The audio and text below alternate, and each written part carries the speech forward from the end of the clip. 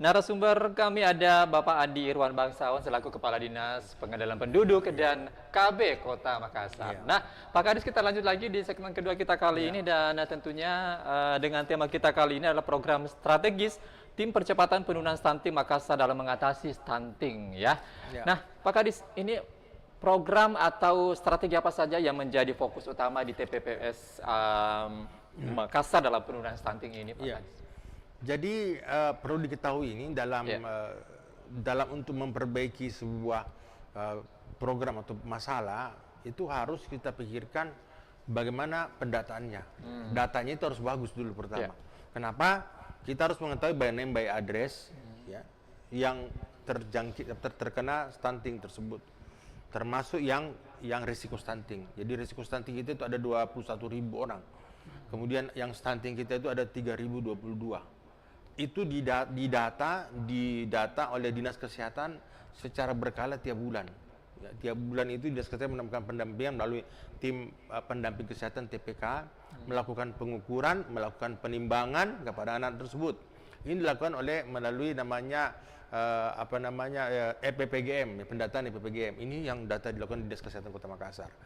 Kemarin saya ketemu Ibu Kadis, kita buat ini desain ini pendataan ini menjadi valid ya. Ya, alhamdulillah kita setuju, kita sama-sama turun ke lapangan. Nah ini. Nah, pendataan yang kedua ada melalui SIGA, sistem SSGI, maaf bukan SIGA, SSGI. SSGI ini yang data dilakukan oleh pusat. Ini dilakukan 2 tahun sekali. 2 tahun sekali. 2 tahun sekali. Jadi data untuk kita pakai ada data PPGM supaya kita kendalikan itu. Jadi tiap bulan.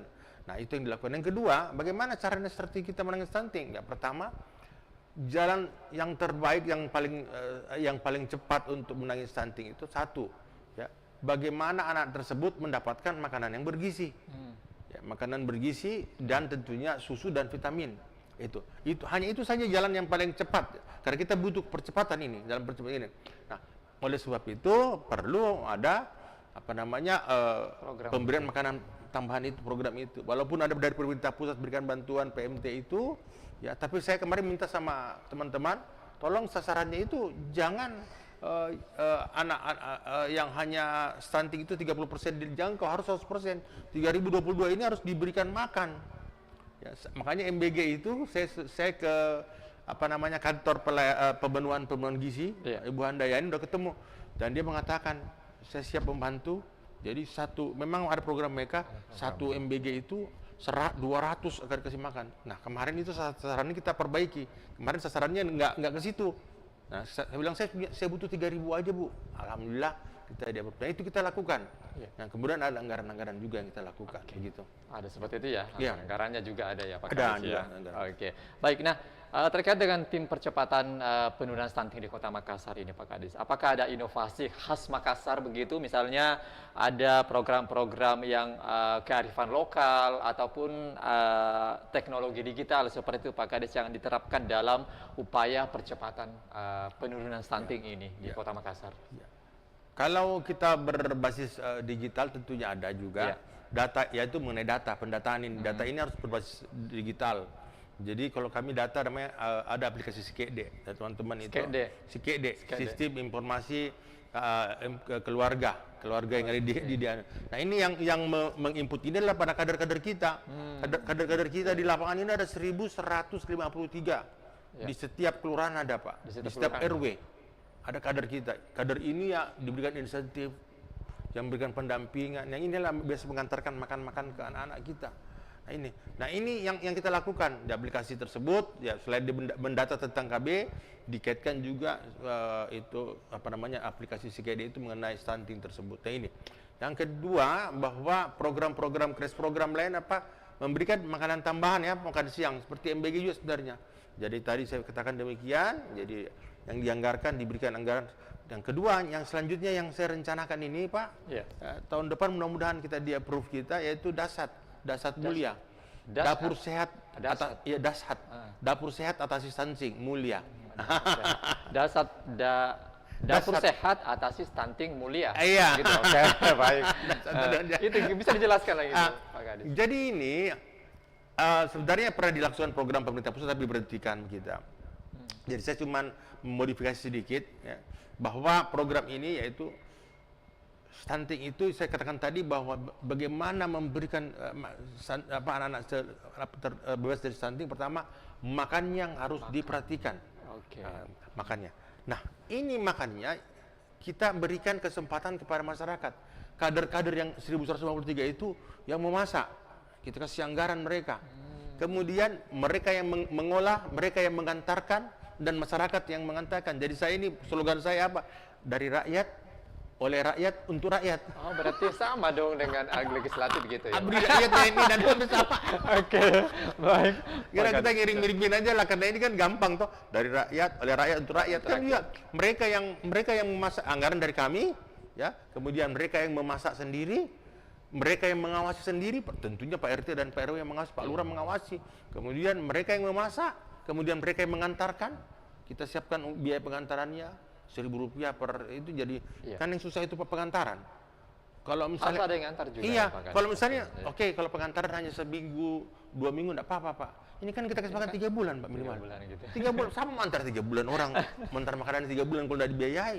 Kita harus, makanya itu pemerintah butuh juga ya. Butuh juga, enggak bisa. Enggak bisa kita enggak membiayai mereka kader-kader gitu untuk mengantar.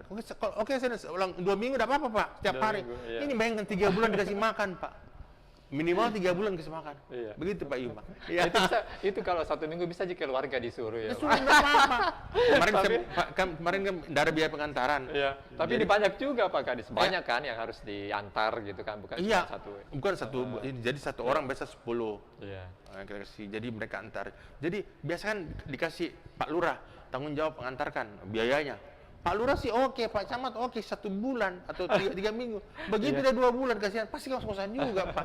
Artinya kita harus memahami kondisi ini sehingga makanya saya katakan ada program kami 2, yaitu Dasar Mulia, yang kedua yaitu bagaimana menganggarkan pengantaran atas bantuan CSR. Nah, ini ada CSR yang nanti kita ada CSR juga begitu. CSR jadi kita membuka komunikasi dengan beberapa perusahaan-perusahaan, Pak. Ini memang tugasnya luar biasa. Luar biasa tugas-tugas kita. Jadi CSR ini adalah rata-rata perhotelan yang mau bersedia membantu kita memberikan makanan selama 3 bulan. Selama 3 bulan kepada anak tersasaran stunting kita. Jadi tiap hari kasih makan, Pak. Nah, ini siapa yang harus di sini mendampingi? Kader-kader yang mendampingi. Nah, tahun ini saya melihat bahwa yang diantarkan, tapi saya lihat cuman saya agak ragu kemarin ketika ada efisiensi kita 1 miliar berapa miliar, ada berapa triliun ya, 100 berapa puluh triliun bahkan kami dikurangi anggarannya. Saya mudah-mudahan untuk stunting ini jangan dikurangi lah. Saya berharap, kemarin saya bicara Bapak, jangan lah. Kecerdasan anak bangsa. Iya, karena ini stunting program strategis kita dan kita lagi on the track sekarang ini. Kita lagi kencang-kencangnya. Lagi banyak perusahaan-perusahaan mulai trust-nya terbangun, percaya dan memberikan bantuan, Pak. Banyak organisasi NGO yang membantu kita juga. Yang mau membantu gitu. Iya, tapi mereka hanya bisa membantu makanan dia sudah siapkan, ya pengantarannya kita tanggung jawab kita dong. Gitu ya, untuk mengantarkan ke sekolah atau langsung ke rumah mereka. Jadi kita antar ke rumah, Pak. Antar ke rumah yang bahkan itu kader itu kasih makan, kasih suap. Jadi kalau nggak disuap, mamanya yang makan, bapaknya yang makan. Jadi begitu. Jadi memang perlu ada pengawasan ya, dan ada ini ya, begitu benar. langsung ke yang stuntingnya gitu ya. Iya, anak betul. stuntingnya. Anak gitu, stuntingnya harus diberikan pendampingan yang luar biasa. Nah kita berbicara banyak tadi tentang pengawasan. Nah, kalau untuk Posyandu dan Puskesmas sendiri dalam mendukung program ini di lapangan seperti apa sih Pak Kadis? Puskesmas itu ujung tombak kita juga ini. Puskesmas itu walaupun di bawah kendali Dinas Kesehatan, tapi alhamdulillah saya komunikasi dan baik. Posyandu itu adalah bagian dari tim TPK, tim pendamping keluarga. Tim pendamping keluarga itu ada 3 orang, termasuk kader-kader Posyandu.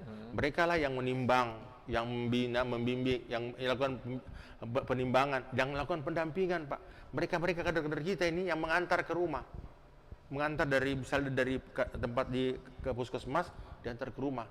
Jadi itu mereka antar ke rumah ya, memang sedikit sih biayanya. Kita ambil standar MBG lah, biaya pengantar Rp1.000. Tapi kalau misalnya sampai 10-20, lumayan lah diantar itu. Dan mereka, kita melaporkan foto atau video kan ketika anak tersebut makan. Jadi tidak Berarti ada buktinya begitu ada buktinya. ya, Jadi ada Pak grup Kadis? WhatsApp yang dilakukan ini berhubungan dengan bantuan CSR ya. Jadi demikian. Jadi mereka harus dikasihkan Iya. apa namanya dan itu inilah agak beratnya sedikit persoalan problemnya ketika ya ketika masyarakat itu belum memahami dan merasa bahwa tanggung jawab kesejahteraan itu ada tanggung jawab kesehatan pemerintah. Bahkan ada satu yang lucunya. Iya. Dia mengatakan bahwa saya kan kemarin menyampaikan kepada untuk yang untuk didaftarkan di apa namanya di keluarga sejahtera itu. Ya, di dinas sosial semua anak stunting di Kota Makassar yang jumlahnya 3.000 dan memiliki kehidupan yang di bawah tidak sejahtera, maka saya berharap dimasukkan ke apa namanya TKD itu data Pendataan begitu. pendataan yang untuk diberikan bantuan bantuan begitu. untuk PKH dinas sosial. Saya sampaikan begitu, tolong didata semua supaya apa. Tapi timbul lagi dia bilang, oh asik kalau begitu, lebih sudah anaknya sudah lepas stunting, dia bikin anak lagi Pak. Wah, bikin anak lagi, anaknya jadi stunting lagi. Begitu. Jadi, Apakah ada begitu? Disinilah muncul lagi fungsi KB-nya Pak. Fungsi KB untuk menahan, mereka tidak lahir, tidak hamil, Iya, tidak lahir artinya lagi. ada interval waktunya. Iya. Gitu, untuk Jadi melahirkan lagi. Jadi ini begitu. makanya dalam KB sini sangat berkaitan. Ketika mereka sudah bebas dari stunting, fungsinya yang kedua apa? Kita harus menghadirkan sini teman-teman kita di KB. Makanya fungsi KB lagi di situ Pak kena. Disitulah fungsi KB. Fungsi KB lagi bagaimana memberikan pemahaman, menjaga ini masyarakat bahwa mereka harus bisa menahan jumlah jarak. anaknya, jaga jarak, misalnya 2 maksimal. Rata-rata stunting itu Pak sudah 4 anaknya, 5 anaknya. 4 sampai 5 anak. Iya, gitu ya, Pak. kalau Dan, satu jaraknya juga agak sangat dekat, jaga jarak dekat, masih terlalu muda. Itu persoalan-persoalan kita yang kita hadapi saat ini. Oke, dan itu memang harus ada pengawasan begitu ya langsung Betul, ke Pak, lapangan betul. gitu ya Pak ya, dan Posyandu juga Puskesmas sangat berperan aktif Berperan aktif, membantu mengatasi kita. stunting itu. Saya dalam seminggu itu pasti turun ke lapangan ke beberapa kelurahan langsung ke Posyandu memantau mereka. Saya tidak mendengar laporan dari masyarakat, tapi saya langsung melihat kondisi lapangan. Oke, kemudian ada program intervensi, apakah ada program intervensi ya yang dilakukan lebih banyak fokus pada pencegahan atau penanganan saja seperti itu? Oke. Pak Kadis? Jadi ada 2 di sini. Iya. Kemarin saya sempat berdiskusi sama teman-teman. Pencegahan dan pencegahan ini. Penanganan. Ini harus berjalan seiring. Iya. Kemarin teman-teman fokus pada bagaimana kita mencegah, tapi tidak bisa. Kita harus berpikir ini bagaimana stunting. 3.022 orang ini harus terbebas dari stunting. 32.000 Kemudian 3.022 orang Pak. Jadi bagaimana caranya itu pencegahan? Nah, bagaimana dengan itu? Maka harus ada pencegahannya. Pencegahannya apa? Ya, mereka harus menjadi perhatian. Jadi ibu-ibu hamil itu tetap juga diberikan makan tambahan Pak. Oke. Jadi ada ibu hamil, kemudian sejak mereka mau menikah, namanya catin, Iya. calon pengantin. Calon pengantin. Kita harus dampingi juga Pak, kasihkan apa namanya. Kemudian anak-anak yang mau nikah di bawah umur 21 perempuan dan 25 laki-laki, ya, itu harus menjadi penjagaan kita juga Pak di KB. Penjagaan. Kemudian lingkungannya, mengenai jambannya lah, apa semua. Itu jadi dinas PU punya tanggung jawab. Itu harus benar. Jadi terintegrasi semua, ada semua hadir semua di situ.